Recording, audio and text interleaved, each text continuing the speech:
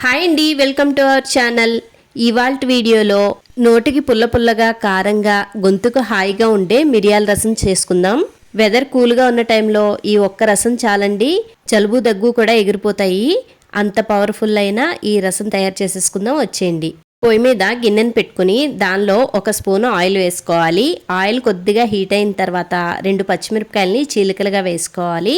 అలాగే ఒక చిన్న ఉల్లిపాయను కూడా చీలికలుగా కట్ చేసుకుని వేసుకోవాలి.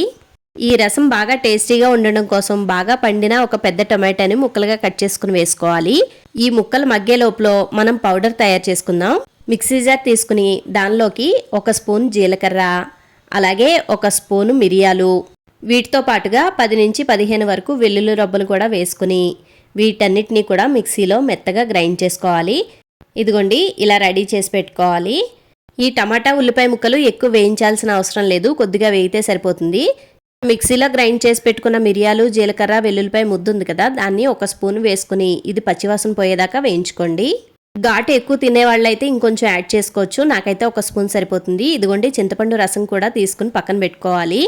ఇవంతా బాగా వేగిన తర్వాత చిటికెడు పసుపు, మీ రుచికి సరిపడా ఉప్పును వేసుకుని, అలాగే మనం ముందుగా చింతపండు నీళ్ళని పక్కన పెట్టుకున్నాం కదా, ఆ చింతపండు నీళ్ళని కూడా వేసేసుకుని వీటిని బాగా మసలనివ్వాలి. ఈ మిరియాల రసం సీజన్స్లో వచ్చే ఇన్ఫెక్షన్స్ బాగా తగ్గిస్తుంది. ఇదిగోండి, రసం బాగా మరిగిపోతుంది. ఇప్పుడు కట్ చేసుకున్న కొత్తిమీరని కొద్దిగా వేసుకోవాలి. వేసిన తర్వాత దీన్ని దింపేసుకుని పక్కన పెట్టేసుకోండి. ఇప్పుడు పొయ్యి మీద ఒక కడాయి పెట్టుకుని దానిలో 1 స్పూన్ ఆయిల్ వేసుకోవాలి.